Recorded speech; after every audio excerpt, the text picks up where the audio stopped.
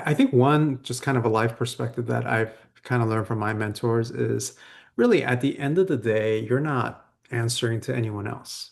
You have to answer to yourself, to your own sense of purpose and values. And I think it's really important that you don't forget that people on your team all have various senses of what they really deeply value, what they're about, the things that they desire for their life. And I think it's taking, it seems like counterintuitive, but slowing down a little bit, even as a busy founder, to think about people, I think can pay long-term dividends. It's sort of Yeah. like companies who allocate time and resources to work on their innovation.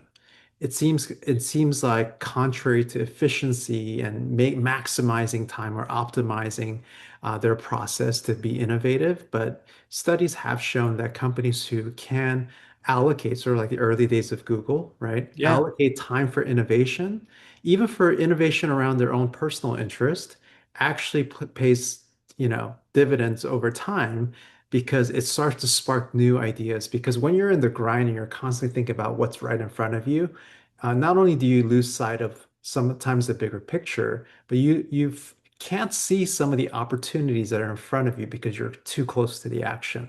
And I think that requires us to take a step back because innovation is often the result of two or more seemingly unrelated ideas or relationships that suddenly intersect and that Yeah. aha moment comes. And if you don't allow for that because you're so busy, you're actually working against potentially the growth of your business.